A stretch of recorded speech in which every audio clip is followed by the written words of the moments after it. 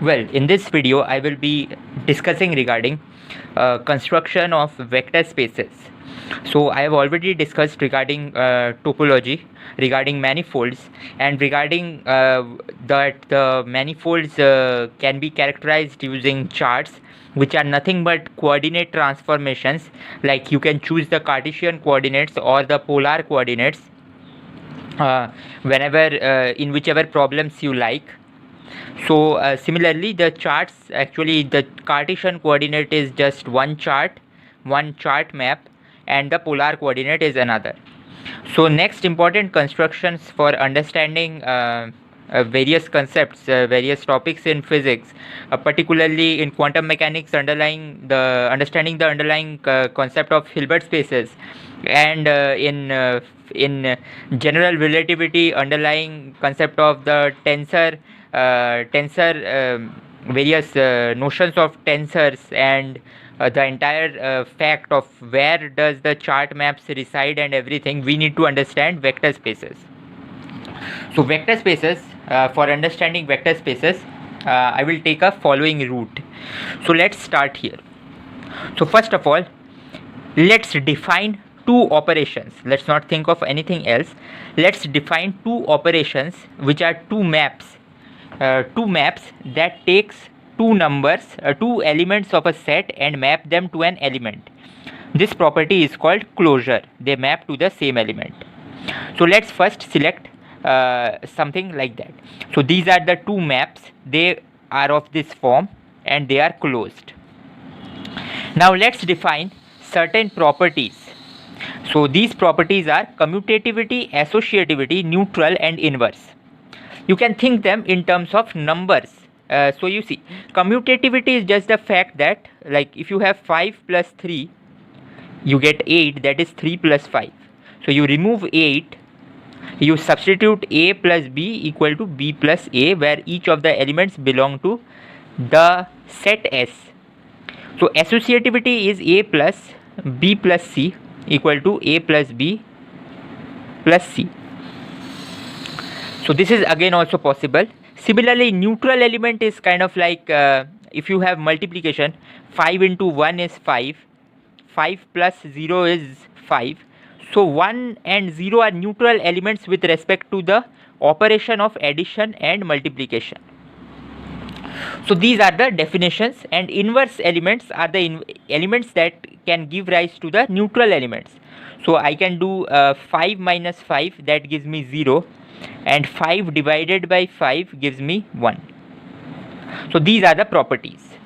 Now let's, given these two operations and these four properties, given this much here, a lot of definition follows. First, what is an algebraic field? It is a set, it is a tuple collection of a set of and two operations on the set F, such that the operation plus satisfies each of these four properties and the operation dot satisfies the four properties. But here is a point. This operation dot satisfies the four properties,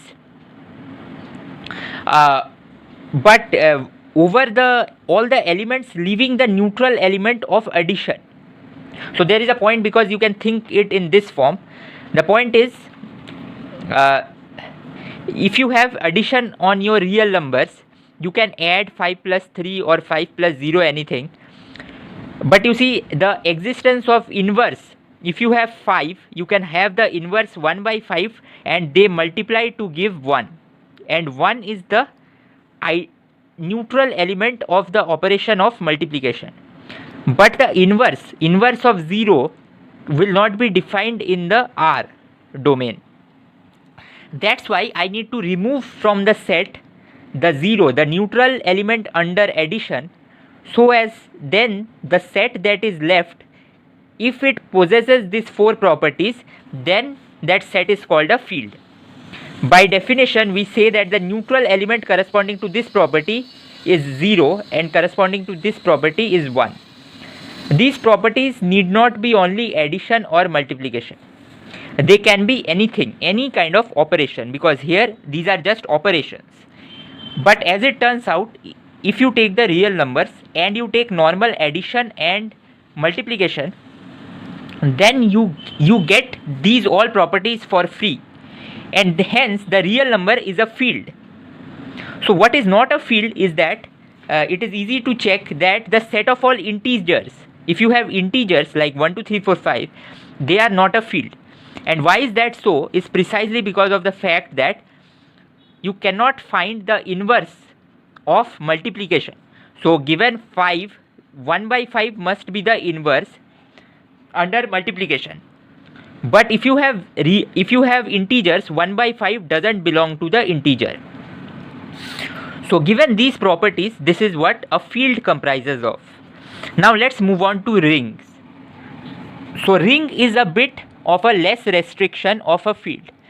So you again have a set and you have the two operations, and the first operations need to satisfy all of these properties, but the second operation needs to satisfy only associativity and neutral element.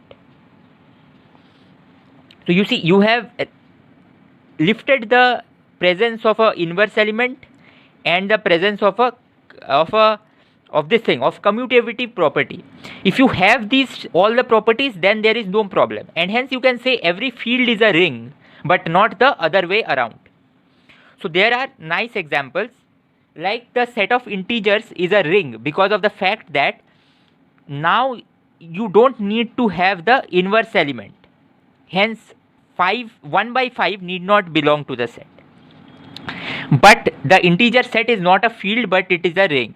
Similarly, this real numbers can also be a field, can also be a ring, because by definition all the fields, if something is a field, it is a ring. And then there is one more construction, it is the construction of groups.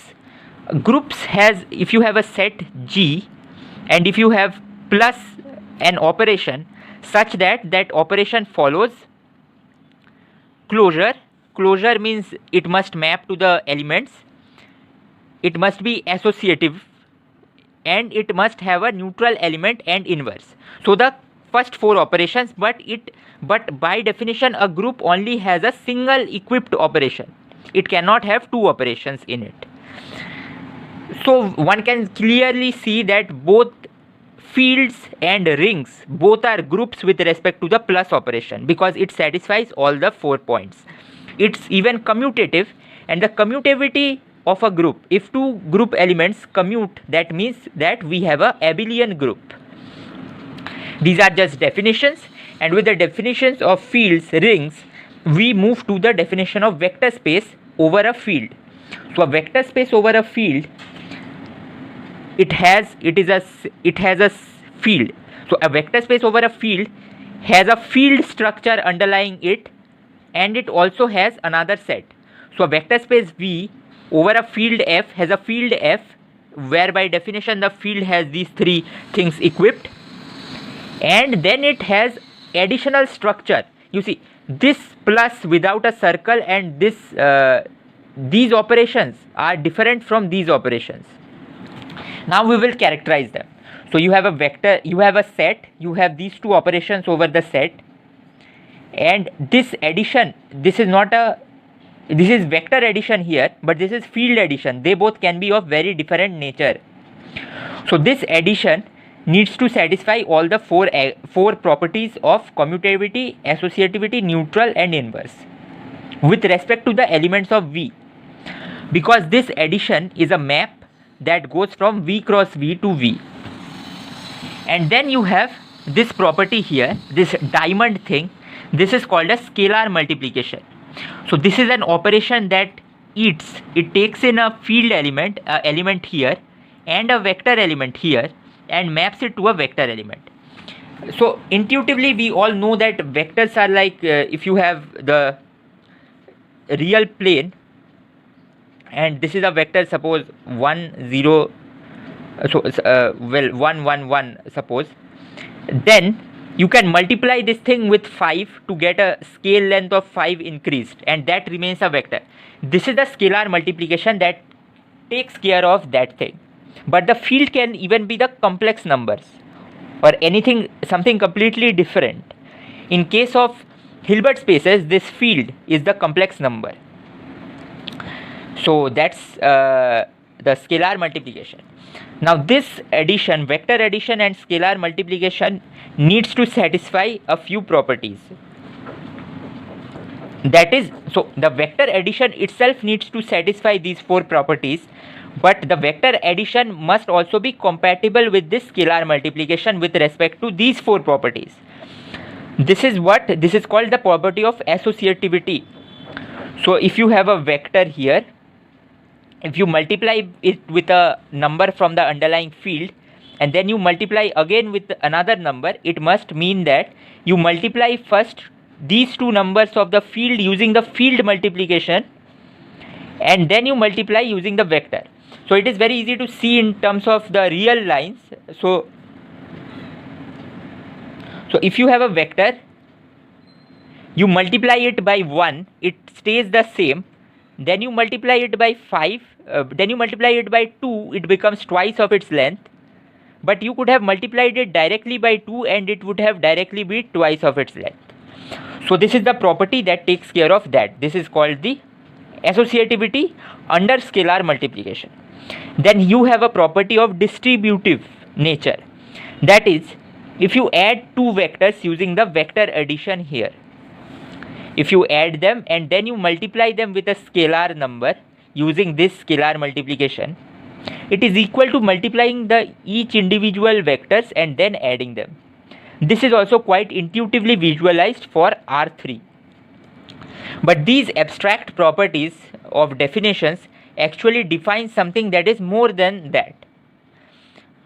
So then we have the property of the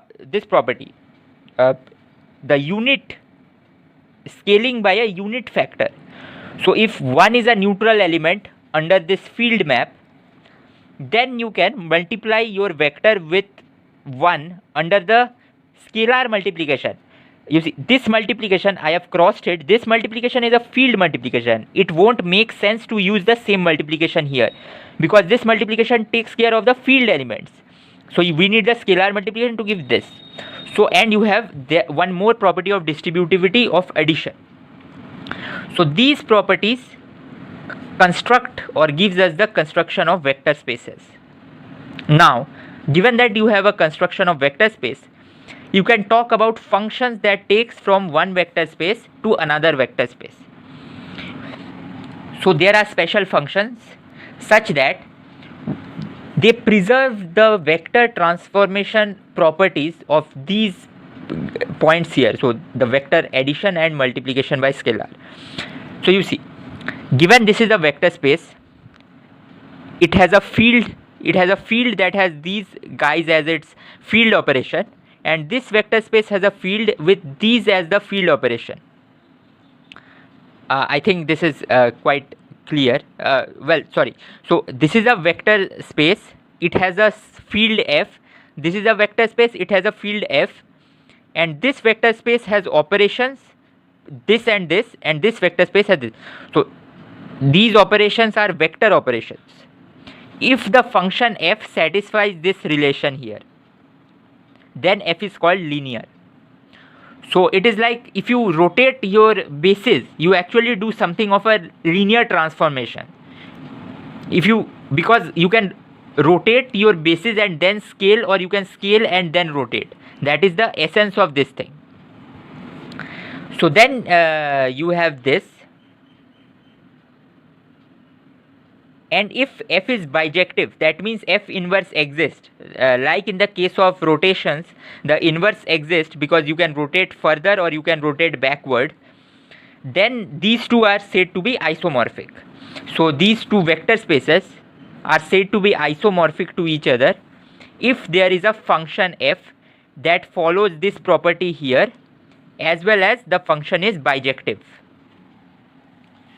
And the inverse of the function also follows the properties, but with respect to w here. So you see this property, so this is the entire fact about vector spaces. What is important to note is that the property here is very important. So you see, this plus is a vector addition of two vectors that belongs to this V, and this diamond is the scalar multiplication over the space V, but this square is again a scalar multiplication over a different vector space W, and this plus is again a vector addition of these two vectors, this vector and this vector, that belongs in W. Because f maps V to W, f of V must be a vector in W, and f of W, where I could have chosen it to be W triddle here. So anyway, so that's all for this video. This video helps in bringing all the concepts of these. Well, I didn't discuss what modules are, but modules will be very important because the tensor fields and the vector fields, the tensor fields, they form modules while talking about GR. So the module is just a vector space, but you have a ring here. So instead of field, which has these properties, the ring can also have these properties, but it has something less. It can have something less. So every vector space over a field is a vector space, is a module, but not the other way around. One of the property important is that we will see the notion of basis is absent for the modules, which has to do with presence of this inverse. So that's all for this video.